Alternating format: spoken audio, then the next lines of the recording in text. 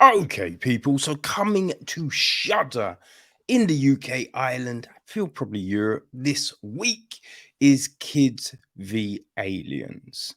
Okay, so this is the new film from Jason Eisener, who co-wrote it with John Davies. Now, it's actually meant to be a spin-off from their 2013 segment on VHS 2, right? I feel the segment was a slumber party attack. I think that's what it was called. Um, I believe it was slumber party alien abduction. That was it, right? So yes, it's meant to be a spin-off of that. I'm not sure if it is. I haven't seen it, but when I looked into what the other film is, it feels like it is different. It's a little different. But, who knows? It doesn't really matter, people, to be honest with you. Okay. It is produced by Mark Tetteraut, Brad Miska, Jason Levangi, Josh Goldblum, and Rob Corterell. Executive produced by Adam Boosteen, Michael Schreiber, associate produced by Alexandria McDonald, and project managed by Jeff Hoken. Andrew Gordon McPherson is on music, Matt Barkley, cinematography. Esner also edits. Erin Hennessy handles the casting. Ewan Dixon and Michael Pearson, production design. Set decoration is Dominic Fegan and Jesse Stewart. Costume design is Victoria Dobson.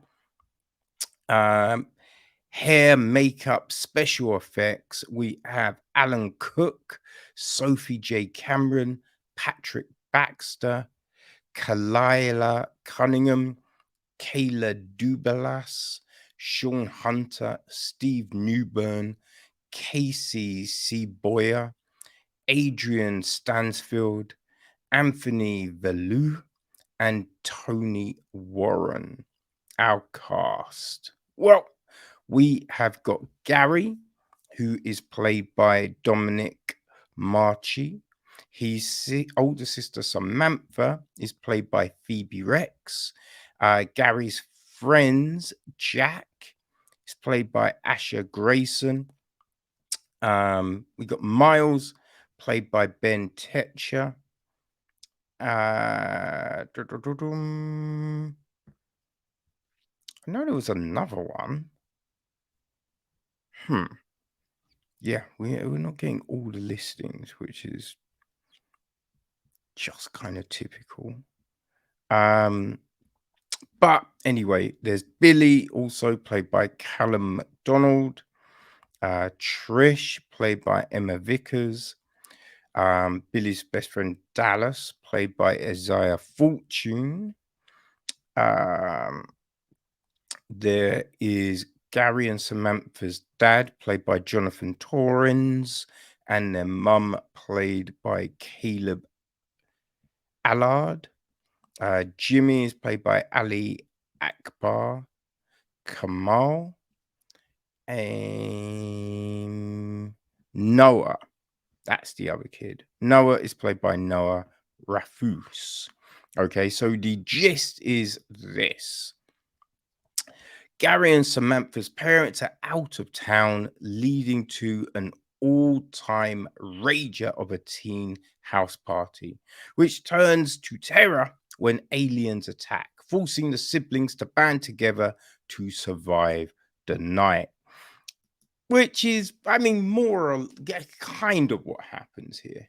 Not quite, right? So we open up and we've got these kids make it. We see, kids running around fighting these dinosaur type things. And then you discover they're making a video. a film, right? Gary is directing and everyone's doing their parts and all of this. And then it culminates in a big wrestling match. Because these kids are into wrestling, making movies, and, fantasy, right? Which, seems typical things kids be doing, right? But some older kids break into their barn where they're shooting, and it kind of spirals from there, right? Now, Gary and his friends, we don't really know how old they are, but they're young. And I probably maybe 10 or something like that, I imagine. And his older sister, Samantha, we don't get an age, but I'm imagining maybe 15, right? I feel maybe 15. Because it seems that she doesn't have a boyfriend. She's, you know, she's enjoying, she seems to have fun playing with her brother and his friends. So I kind of feel that she's not 18, you know? You feel 15 is the age where you're still, you know what I mean? You're not being pulled by social norms and peer pressure into other things. So they're doing that. But right, these kids who I feel are the same age as Samantha are now kind of teasing them. But the ringleader, Billy, is alluding to Sam that maybe he likes her, right? Which then the film kind of spirals. We get a house party and an alien attack. Oh, no, actually, I think it actually opens with a fish. Yes, I think it opens with fishermen. Fishermen, dead of night, and then suddenly they're disappearing after a ball of light hits the water. But all of this is going on, Now, there's parts of this film which I will say, right? You kind of know what's going to happen. It's a little telegraphed in places, right?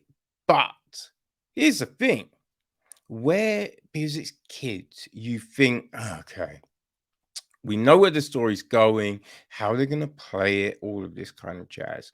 Now, we do technically know where the story's going, but the good thing about this is they don't always do the typical things in certain scenarios, right? People get killed, you know, we have people acting just how people would act. Because I think a lot of times in these sorts of films, they're usually PG. So you have certain situations and then people say things or do things, and you're just like, nah. In that situation, you're gonna be like, fuck, oh shit, oh fuck you, But that doesn't happen. So it just makes everything feel a bit false. This one, nah, this one, they do all of that shit, right? We've got these little kids cursing, which now you don't want to go over the top with that kind of stuff. But also, you need to remember these are kids of a certain age. The parents aren't around. So they're going to be mad reckless. And that's what we get here. We get mad reckless kids, you know? So all of that works. All of that works. Also, I think that this film does a really good job of imbuing the feel of something like the Goonies, right? Of one of those 80s flicks where you've got the kids banding together to go solve a problem, right? That's what it does. It does that well.